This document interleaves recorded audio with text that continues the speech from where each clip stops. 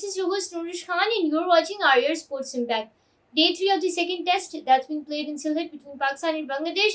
And now situation अब थोड़ी historic की तरफ जा रही है, हिस्ट्री की तरफ जा रही है, हिस्ट्री क्रिएट होने की तरफ जा रही है, पाकिस्तान की तरफ से नहीं, बांग्लादेश की तरफ से।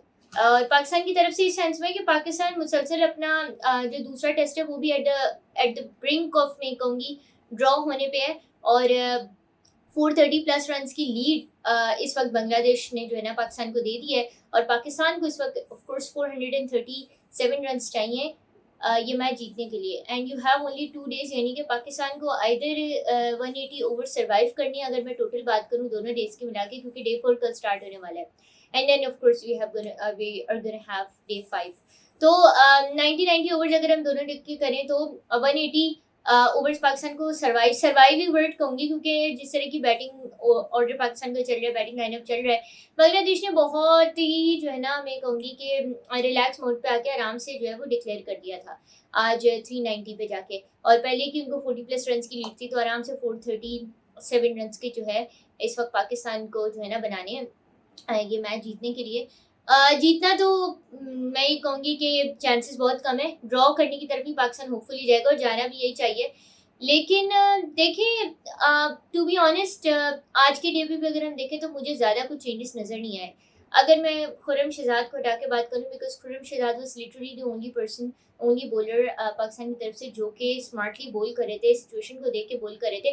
लेकिन डे 3 जो है ना, डे 3 ऐसा डे था कि जब चले आपने पहले दिन आपके बॉलर्स ने परफॉर्म नहीं किया समझ आता है, दूसरे दिन नहीं किया समझ आता है, लेकिन पहले डे की अगर मैं बात करूँ तो चलो नहीं किया परफॉर्म, समझ आता है कि चलो यार पहला डे था नई कंडीशन में, ठीक है। वैसे तो ये एक्सक्यूज होना नहीं चाहिए, बट चले मान लेते हैं। डे 2 पे भी नहीं किया, चले ठीक है कोई बात नहीं। डे 3 पे क्या एक्सक्यूज था, मुझे ये समझ नहीं आ रहा। डे 3 पे क्या एक्सक्यूज था, मतलब स्पिन फ्रेंडली ट्रैक आपका हो गया था, क्रैक्स इसमें हो गए थे, there were these white gaps pitch पे जो है अब हो गए हैं। तो अब तो पिच भी आपके फेवर में जा रही है, अब तो पिच भी ऐसी नहीं है कि आप बोलो कि नहीं भाई हमसे बॉलिंग नहीं होगी। तो ये मुझे मैंने जैसे कल भी कहा था कि I am now struggling to find words to describe this mayhem that's happening in the PCT at this point of time। और मैं यहाँ तक बोलूँगी, अगर मैं इसको समराइज करना चाहूँ, Pakistan has become the new south Africa. और साउथ अफ्रीका को तो अब हम कंपेयर भी नहीं कर सकते, क्योंकि साउथ अफ्रीका बहुत ऊपर चली गई है, स्पेशली टेस्ट क्रिकेट में अगर मैं बात करूँ। And it oppose me because test cricket was the format that we used to lead and we used to literally emerge victorious in it. एक पॉइंट था कि जब हम रूल करते थे, एंड नाउ यही पाकिस्तान है, यही टेस्ट क्रिकेट है। और यही टेस्ट क्रिकेट तो अपनी जगह है, बल्कि टेस्ट क्रिकेट की अहमियत तो बहुत बढ़ गई। मेरी ये भी प्रेडिक्शन है कि 2050 तक अगर you know if cricket keeps on flourishing like this, so I think test cricket is going to take over T20 and ODI as well in terms of popularity। तो टेस्ट क्रिकेट की अपनी जगह भाई Mitchell Starc जैसा player जब T20 से retirement लेकर test पे फोकस कर सकता है, तो इससे बड़ी आपको क्या एग्जांपल चाहिए टेस्ट क्रिकेट की इंपॉर्टेंस की। तो it is perhaps the most richest format, the most नहीं कहूँगी, the richest format of cricket so far। It is the richest format of cricket so far। Test cricket की अगर मैं बात करूँ तो उसमें ही अगर आप जर्नी नहीं करेंगे, अगर इस तरह से आपका डिक्लाइन आएगा ना, तो फिर ODI और T20 में जो आपकी मैं कहूँगी अचीवमेंट्स है ना, जो आपकी मैं कहूँगी विक्ट्रीज हैं, वो शॉर्ट लिव्ड होती हैं। अगर आपको सस्टेन करना है क्रिकेट में, तो आपको as a team test cricket पे फोकस करना होगा, and that's non negotiable, that is absolutely non negotiable.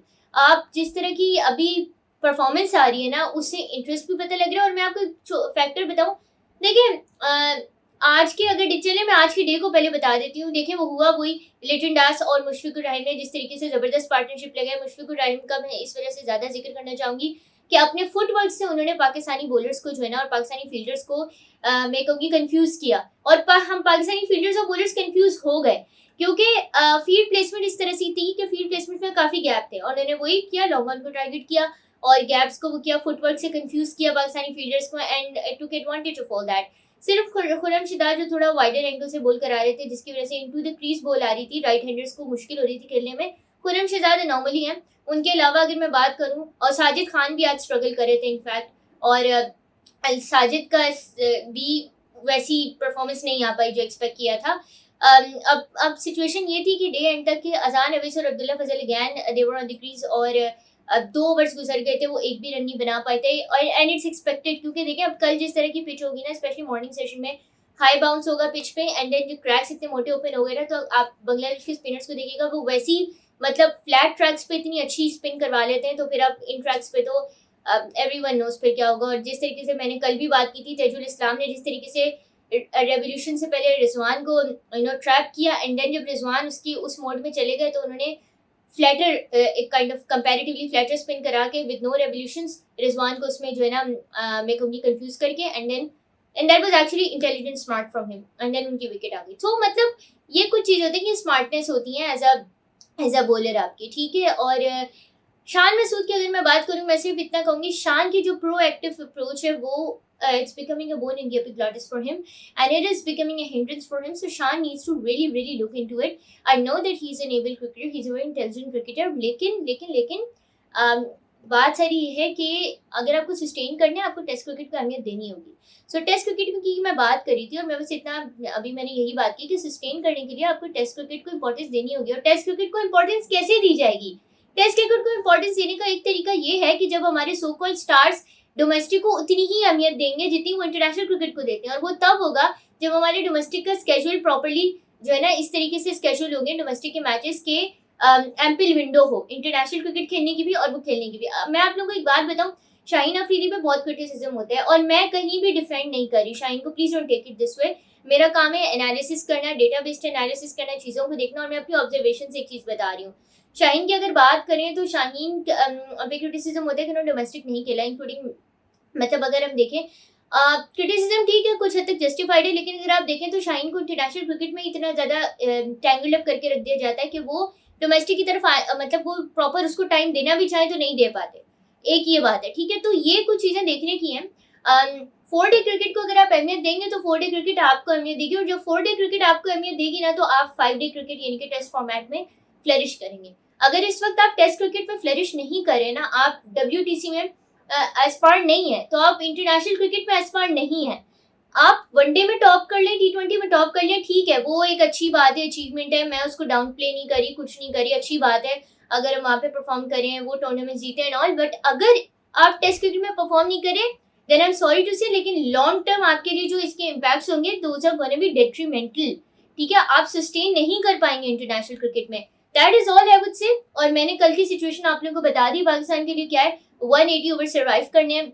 180 over survive करने के साथ साथ या तो अब 180 ओवर्स कल और परसों पाकिस्तान सर्वाइव करके कोई मुआवजा हो जाए, जो कि हम एज क्रिकेट फैंस हमेशा उम्मीद ही करते हैं मुआवजे की, तो अभी भी ये करेंगे क्योंकि मुआवजा हो जाए और पाकिस्तान ये 437 रन जो है ना वो चेज डाउन कर ले, जो कि फ्रैंकली स्पीकिंग ग्राउंड रियलिटीज की बेसिस पे बात करें, अगली टीम की आप स्ट्रेंथ्स पे बात करें तो looks near to impossible. Nahid Rana की पेस आप देखें जिस तरीके से वो और उनके बाकी आप बॉलर्स की देखें, स्पेशली स्पिनर्स के हवाले से अगर हम देखें, और फिर पिच स्पेशली उनके फेवर में है, उनकी क्या मतलब हमारी भी फेवर में थी, हम उसको यूटिलाइज नहीं कर पाए, वो लोग कर लेते हैं। तो ग्राउंड रियलिटीज की बेसिस पे तो it looks near to impossible. Draw की तरफ पाकिस्तान अगर जा सकता है तो जाएं बिल्कुल, और अब ड्रॉ ही कर हमारे हाथ में है, क्योंकि देखें ये एक आखिरी मौका था, वन ऑफ द लास्ट मैं कहूँगी, it was one of the last options for us to save our integrity in the WTC, but alas that's not happening. So I really hope कि we learn from this। यही मैंने कल भी कही थी, यही मैं आज भी कहूँगी, और शायद पता नहीं अगली दफ़ा कितनी दफ़ा अगला अब और कितनी दफ़ा कहती रहूँगी। And with that, I would like to end this video and hoping कि we pull off a dramatic comeback tomorrow। यही hope कर सकते हैं। This is it from the video today, and don't forget to like, share, subscribe, and press the bell icon to stay updated with all the latest videos of the RAR Sports Impact. Till next time, this is your Noor Shan signing off.